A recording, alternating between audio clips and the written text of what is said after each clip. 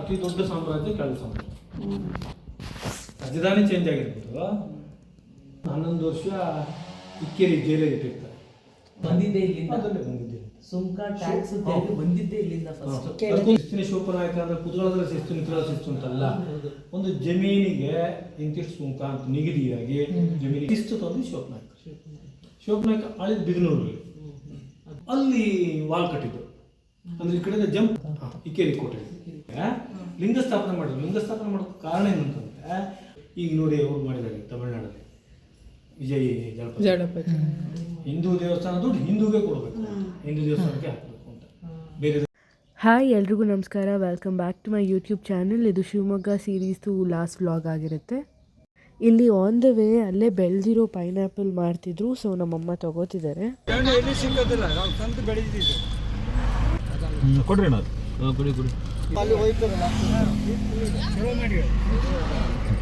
ಹಾಂ, ಥ್ಯಾಂಕ್ಸ್ ತಾತ. ಚೆನ್ನಾಗವ ಚೆನ್ನಾಗಿ ಒಣ್ಣು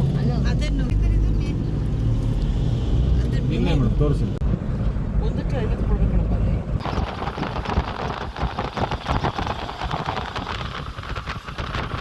ಇಲ್ಲಿನ ವೆದರ್ ಮಾತ್ರ ಸಿಕ್ಕಾಪಟ್ಟೆ ಚೆನ್ನಾಗಿದೆ. ಇವತ್ತು ಶ್ರೀ ಮಾರಿಕಾಂಬಾ ದೇವಸ್ಥಾನ, ಸಾಗರದ ಮಾರಿಕಾಂಬಾ ದೇವಸ್ಥಾನಕ್ಕೆ ಬಂದಿದ್ದೀವಿ. ಇಲ್ಲಿ ತವ್ರ ಮನೆ, ಇಲ್ಲಿ ಗಂಡನ ಮನೆ ಇದೆ. ಫಸ್ಟ್ ತವ್ರ ಮನೆಗೆ ಹೋಗೋಣ ಬನ್ನಿ.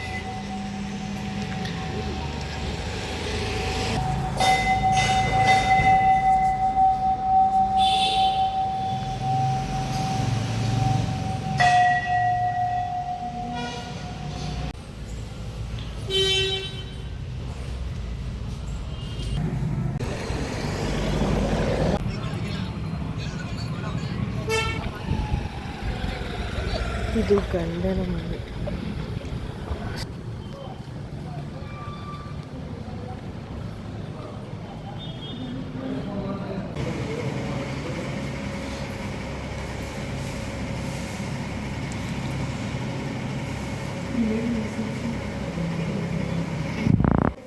ಇದು ಉತ್ಸವ ಮೂರ್ತಿ.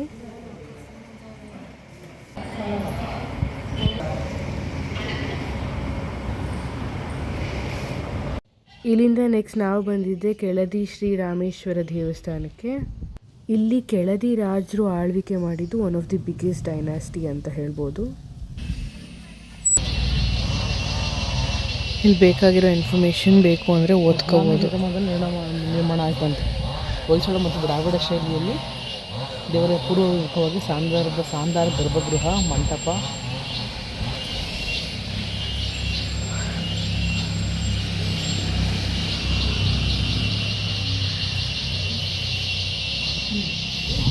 ಚೆನ್ನಾಗಿದೆ. ಎನ್ವಿರಾನ್ಮೆಂಟ್ ಫುಲ್ ಸುತ್ತ ಗಿಡ ಮರ, ಇಲ್ಲಿ ಫುಲ್ ಕುತ್ಕೊಳ್ಳೋಕ್ಕೆ ಪಟ್ಸಾಲೆ ಥರ ಇದೆ ಸುತ್ತ. ಆ ಕಡೆ ಈ ಕಡೆ ಲೆಫ್ಟ್ ಆ್ಯಂಡ್ ರೈಟ್.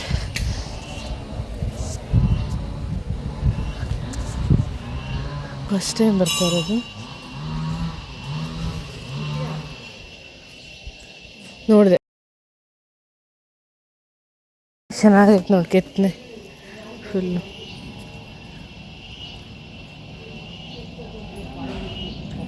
ಹಳೇ ದೇವಸ್ಥಾನ ಇದು ತುಂಬ. ಇಲ್ಲಿ ಒಂದೇ ಒಂದು ಅಡಿಕೆ ಮರ ಐತೆ ನೋಡು. ತುಂಬ ರಫ್ ಆಗಿದೆ. ಇಲ್ಲಿಂದಾನೇ ಹೋಗ್ಬೇಕನ್ಸುತ್ತೆ.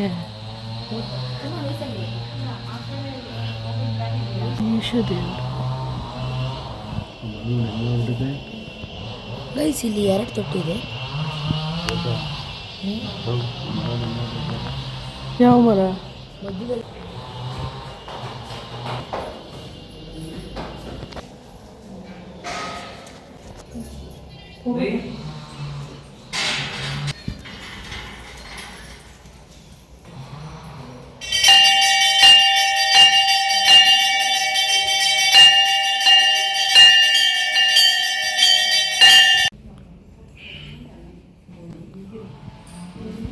ಕಡೆಗೆ ಶಿವಪ್ಪ ನಾಯ್ಕ ಅವರ ಚೌಡಪ್ಪ ನಾಯಕನ ಕಾಲದಲ್ಲಿ ಆಗಿರೋದು.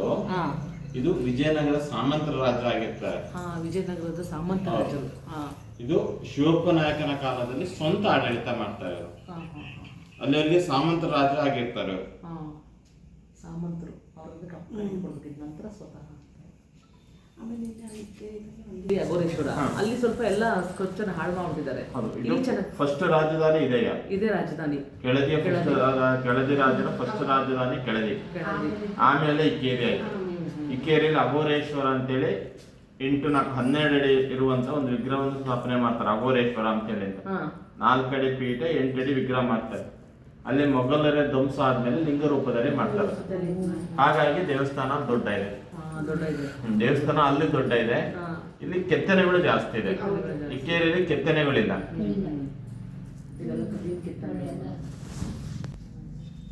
ಇಲ್ಲಿಕ್ಕಿಂತ ಅಲ್ಲಿ ವೀರಭದ್ರ ದೇವಸ್ಥಾನದಲ್ಲಿ ಇದ್ರಲ್ಲಿ ಕೆತ್ತನೆ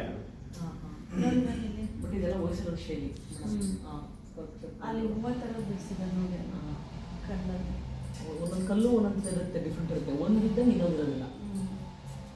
ಅದಕ್ಕೆ ಇದು ರಂಗಮಂಟಪ ಅಂತ ಹೇಳ್ತಾರೆ. ಅದನ್ನ ನಾವು ಎಂಟ್ರಿ ಹೊಡೆದ್ರಲ್ಲ, ಅದು ರಂಗಮಂಟಪ ಆಗ್ತದ ದೇವಿ. ಏನಪ್ಪ ಇವೆರಡು ಒಂದೇ ಥರ ಇತ್ತು. ಇಲ್ಲ ಒಂದೇ ಥರ ಇರೋದಿಲ್ಲ, ಏನಾದ್ರು ಚೇಂಜಸ್ ಇರುತ್ತೆ ನೋಡಿ. ನೋಡಲ್ಲಿ ಅಲ್ಲಿ ಫುಲ್ ಸ್ಕ್ವೇರ್ ಥರ ಬಂದೈತೆ, ಇಲ್ಲಿ ಕಟ್ ಬಂದೈತೆ. ಡಿಫ್ರೆಂಟ್ ಇರುತ್ತೆ. ಹೌದು. ಹಿಂದೆ ಇಕ್ಕೇರಿ ವಿಜಯನಗರ ಸಾಮ್ರಾಜ್ಯದ ನಂತರ ಅತಿ ದೊಡ್ಡ ಸಾಮ್ರಾಜ್ಯ ಕೆಳದಿ ಸಾಮ್ರಾಜ್ಯ. ರಾಜಧಾನಿ ಚೇಂಜ್ ಆಗಿರ್ಬೋದು, ತುಂಬ ದೊಡ್ಡ ಮಲೆನಾಡು ಕರಾವಳಿ ಎರಡನ್ನೂ ಆಳ್ಬೇಕು. ಆಮೇಲೆ ಇಕ್ಕೇರಿಯಲ್ಲಿ ಇರಬೇಕಿದ್ರೆ ಚನ್ನಭೈರ ದೇವಿಗೆ ಇನ್ನೂ ವಶಪಡಿಸಿದ್ರು ಕೆಳದಿಯವರು. ಮತ್ತು ಬಿಳಿಗಿ ಅರಸು ಅಂತಿದೆ, ಸಿದ್ದಾಪುರ ಬಿಳಿಗಿ ಅರಸು ಅಂತ ಸಾವಂತ ರಾಜರು. ಅವರಿಬ್ಬರು ಸೇರಿ ಚನ್ನಭೈರಾದೇವಿ, ಕಾನೂರು ಚನ್ನಭೈರಾದೇವಿ ಅಂದರೆ ಗೇರ್ಸೊಪ್ಪೆ 11 ವರ್ಷ ಇಕ್ಕೇರಿ ಜೈಲಿಗೆ ಇಟ್ಟಿರ್ತಾರೆ. ಅಲ್ಲೇ ಸತ್ತೋಗ್ತಾರೆ. ಚನ್ನಭೈರಾದೇವಿ ಅಂತ ಅದು ನಮ್ಮ ಕರ್ನಾಟಕದಲ್ಲಿ ಭಾರತದಲ್ಲೇ ಅತಿ ಹೆಚ್ಚು ವರ್ಷ ಒಂದು ಮಹಿಳೆ ಆಳಿದ್ದಿದ್ರೆ ಚನ್ನಭೈರಾದೇವಿ. ಕೆಳದಿ ಚೆನ್ನಮ್ಮನೂ ಅಲ್ಲ, ಚನ್ನಭೈರಾದೇವಿ.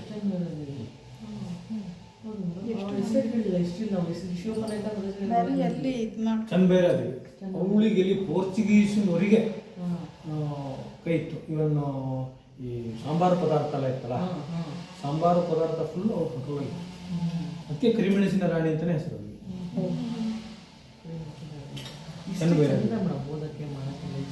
ಚನ್ನಭೈರಾದೇವಿ ಅಂತ ಅವರು ಜೈನ್ಸು, ಮದುವೆ ಆಗಿದೆ. ಜೈನ್ಸು ಚನ್ನಭೈರಾದೇವಿ ಹೆಸರು ಮಾತ್ರ ನಮ್ದು ಅಲ್ಲಪ್ಪ, ಜೈನ್ಸ್ ಚನ್ನಭೈರಾದೇವಿ ಪದ್ಮಾವತಿ ಚನ್ನಭೈರಾದೇವಿ ಜೈನ್ ಯಾವುದು ಜೈನ್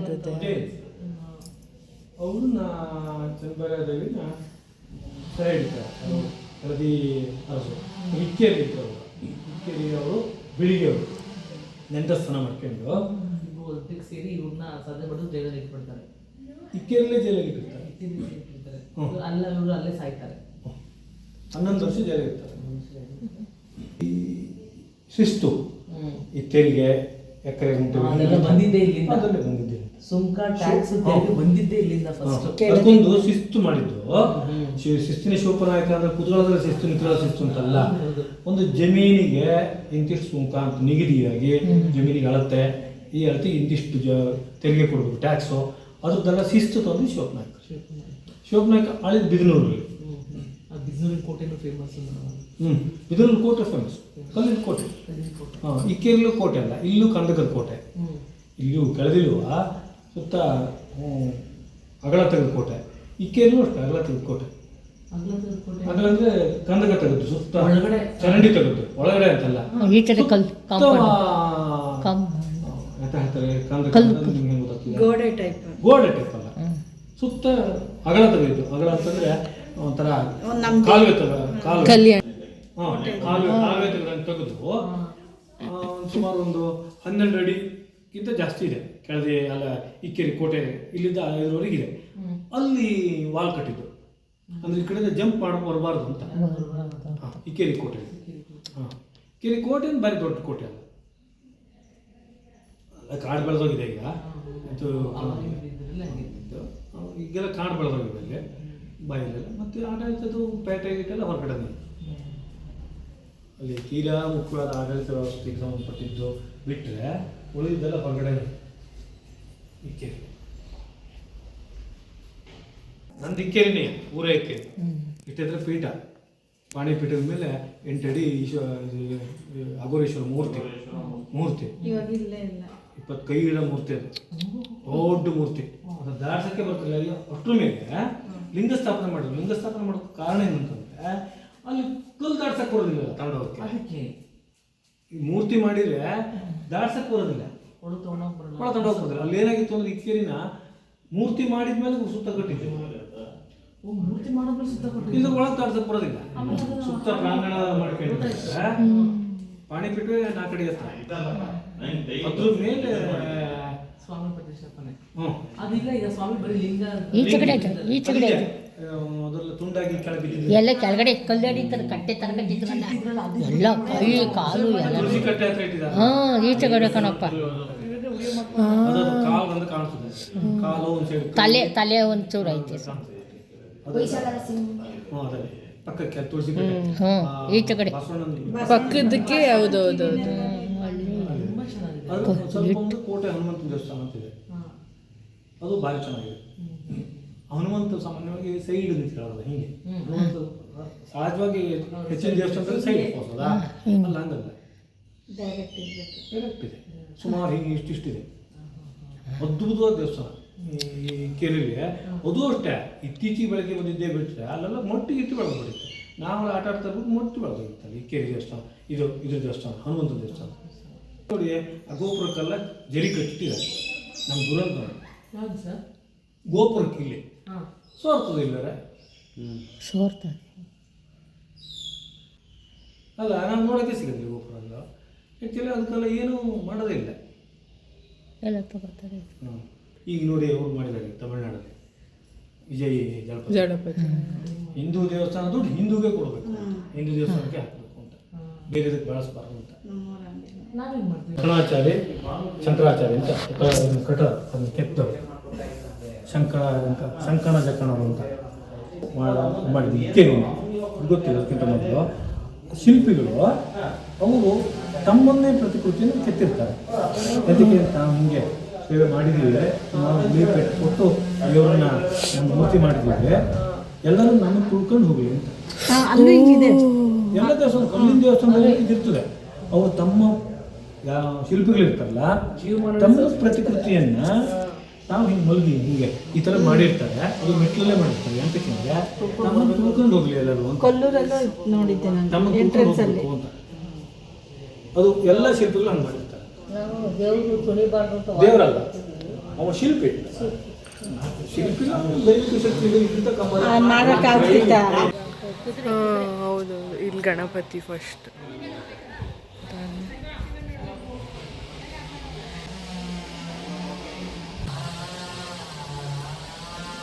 ಚೆನ್ನಾಗೈತೆ ಕೆತ್ತನೆಗಳು.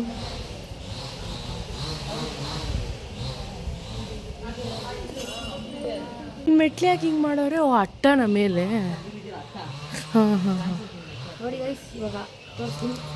ಅಲ್ಲೆಲ್ಲ ಹೋಗ್ಬಾರ್ದು, ಬೇಕಾ ಬಾ. ಇಲ್ಲಿಂದ ನೆಕ್ಸ್ಟ್ ನಾವು ಹೋಗ್ತಿರೋದೆ ಮಹಾಗಣಪತಿ ದೇವಸ್ಥಾನಕ್ಕೆ. ಇಲ್ಲೇ ಕೆರೆ ಇದೆ. ಈಗಾಗಲೇ ಸಂಜೆ 7 ಗಂಟೆ. ದೊಡ್ಡ ಕೆರೆ ಇದು, ಫುಲ್ ಅಷ್ಟು ದೂರ ಇದೆ. ಇದು ದೇವಸ್ಥಾನ. ಏನು ಗೋಡೆ? ಮುಸ್ಲಿಂ ತೋರ್ದು. ಈ ದೇವಸ್ಥಾನ ಹೆಂಗಂದರೆ ಒಂದೇ ಗೋಡೆ ಇದೆ.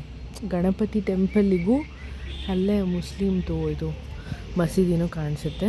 ಇದಕ್ಕೂ ಒಂದೇ ಗೋಡೆ. ಆವಾಗ ಟಿಪ್ಪು ಸುಲ್ತಾನ ಆಳ್ವಿಕೆ ಟೈಮಲ್ಲಿ ಕಟ್ಟಿರೋದು. ಅಲ್ಲಿ ಹಚ್ಕೊಂಡು ಒಳಗಡೆ ಹೋಗೋದು.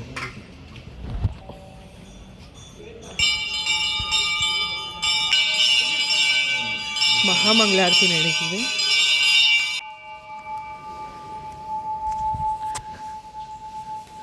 ಲೇಡೀಸ್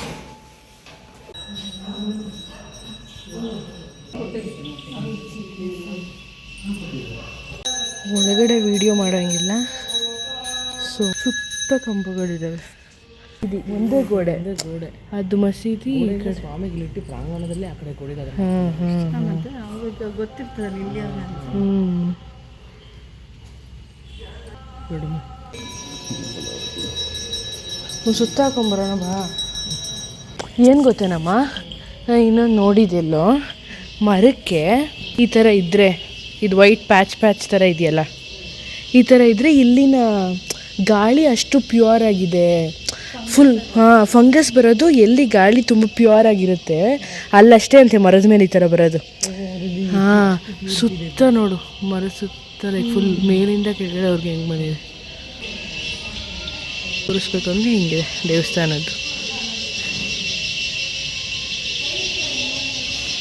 ಇದ್ರ ಹತ್ರನೇ ಶ್ರೀ ಮಹಾಗಣಪತಿ, ವೆಂಕಟೇಶ್ವರ ಮತ್ತು ದುರ್ಗಾಂಬ ದೇವಸ್ಥಾನ ಇದೆ. 3 ದೇವರು ಒಂದೇ ಕಡೆ ಇದೆ. ನೆಕ್ಸ್ಟು ಹೋಟೆಲ್ ನಮ್ಮೂರ ಹಳ್ಳಿ ಕಟ್ಟೆಗೆ ಬಂದಿದ್ವಿ. ಇಲ್ಲಿಂದ ನೆಕ್ಸ್ಟ್ ನಾವು ಬಂದಿದ್ದೆ ಊಟ ಮಾಡೋಕ್ಕೆ. ಊಟ ಮುಗಿಸ್ಕೊಂಡು ನಮ್ಮ ಟ್ರೈನ್ 8:30 ಇತ್ತು, ಸೊ ಅಷ್ಟೊತ್ತಿಗೆ ನಾವು ಹೊರಡಬೇಕಿತ್ತು. ಆ್ಯಂಡ್ ನಮ್ಮ ಕಂಪ್ಲೀಟ್ ಶಿವಮೊಗ್ಗ ಟ್ರಿಪ್ಪಲ್ಲಿ ನಾವೆಲ್ಲೂ ನಾನ್ ವೆಜ್ ತಿಂದೇ ಇರಲಿಲ್ಲ. ಸೊ ಲಾಸ್ಟಲ್ಲಿ ನಾನ್ ವೆಜ್ ತಿನ್ಕೊಂಡು ಹೋಗೋಣ ಅಂತ ಇಲ್ಲಿಗೆ ಬಂದ್ವಿ. ಲಾಲಿಪಾಪ್ ಬಂತು. ಆಲ್ಮೋಸ್ಟ್ ಒಂದು 20 ನಿಮಿಷ ವೆಯ್ಟ್ ಮಾಡಾಯಿತು ನಾವು. ನೆಕ್ಸ್ಟು ಚಿಕನ್ ಬಿರಿಯಾನಿ ಬಂದಿದೆ.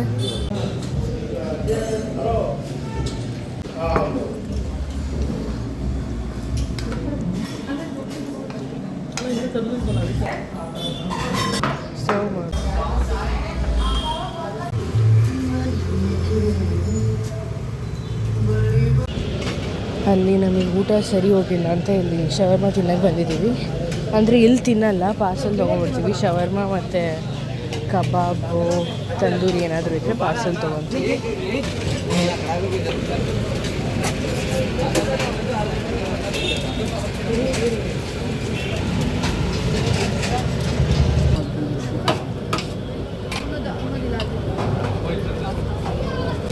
ತಿರ್ಗಾ ಮಳೆ ಸ್ಟಾರ್ಟ್ ಆಯಿತು. ಸೊ ಇದನ್ನು ಫಿಕ್ಸ್ ಮಾಡ್ತಾ ಇದ್ದಾರೆ ಎಲ್ಲ ಕಡೆ. ಮಳೆ ಆರ್ಡರ್ ಬರಲಿ ಅಂತ ವೆಯ್ಟ್ ಮಾಡಿಕೊಂಡು ನನ್ನ ತಮ್ಮ ಫುಲ್ ಅಲ್ಲೇ ಕಾಯ್ಕೊಂಡು ನಿಂತ್ಕೊಬಿಟ್ಟು.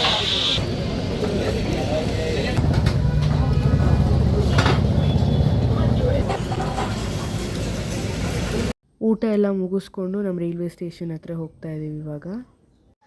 ಈ ವಿಡಿಯೋ ನಿಮಗೆ ಇಷ್ಟ ಆಗಿದರೆ ಲೈಕ್ ಮಾಡಿ, ಶೇರ್ ಮಾಡಿ, ಹಾಗೆ ಸಬ್ಸ್ಕ್ರೈಬ್ ಮಾಡಿ. Thank you so much for watching.